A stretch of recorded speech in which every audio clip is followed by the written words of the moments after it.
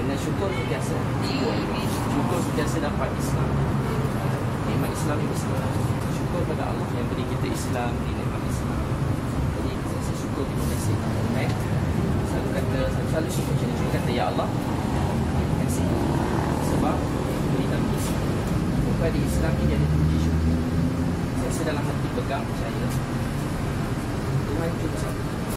बिस्मिल्लाहिर्रहमानिर्रहीम। अस्सलामुअलैकुम वरहमतुल्लाहि वबरकातुह।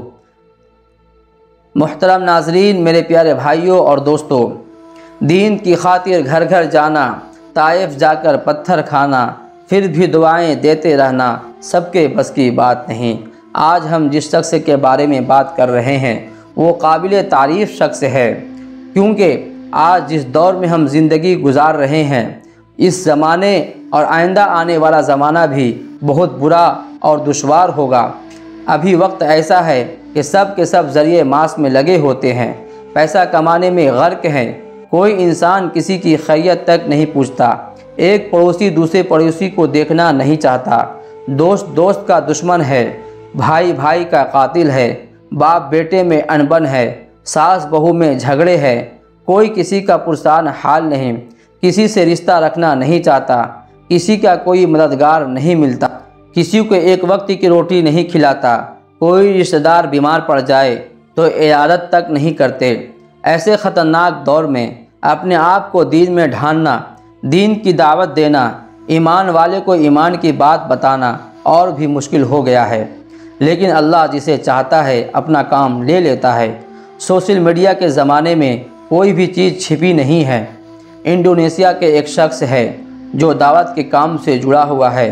उनका यूट्यूब पर वीडियो बहुत वायरल हो रहा है। कैसे कैसे लोगों के पास जाकर दीन की बातें बताता है। कोई गरीब है तो उसकी मदद करता है, कोई भूखा है तो खाना खिलाता है, कोई नंगा है तो कपड़ा पहनाता है।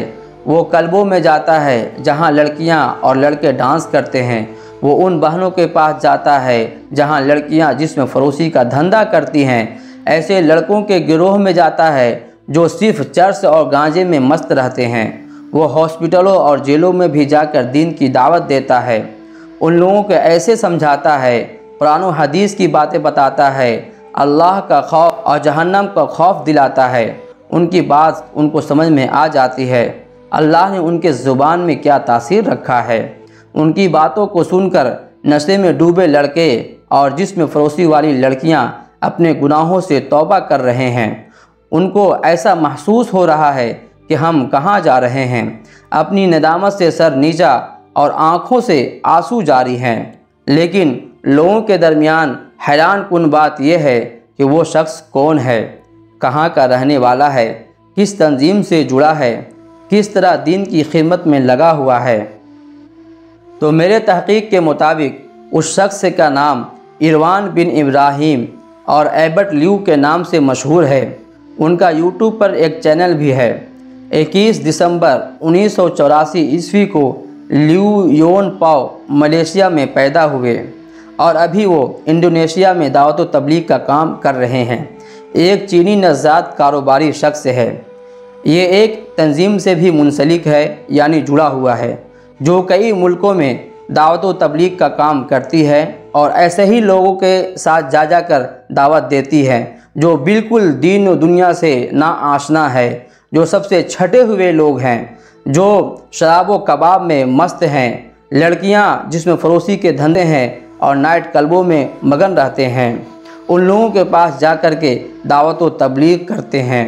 जो दावत व तबलीग और जमात के ज़रिए अल्लाह ने काम लिया है वो काबिल सताइश है।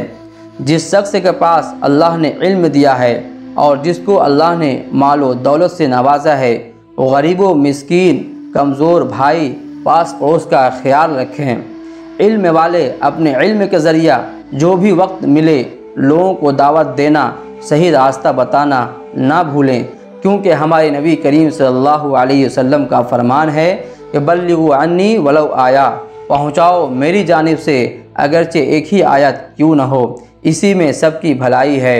और जिस तरह से ये शख्स काम कर रहे हैं, आज हमारे मुल्क में भी ऐसे शख्स की ज़रूरत है। ایسے لوگوں کی ضرورت ہے، ایسی جماعت کی ضرورت ہے کہ جو ان لوگوں میں کام کرے جو مسلمان تو ہیں، ایمان والے ہیں، اللہ کا خوف ان کے اندر ہے، نبی کی محبت ان کے اندر ہے، لیکن اپنے حالات کے مطابق یا اپنی عادت کے مطابق وہ دین سے بہت دور ہیں۔ ہم سب کو سیدھے راستے پر چلائے، آمین ثم آمین۔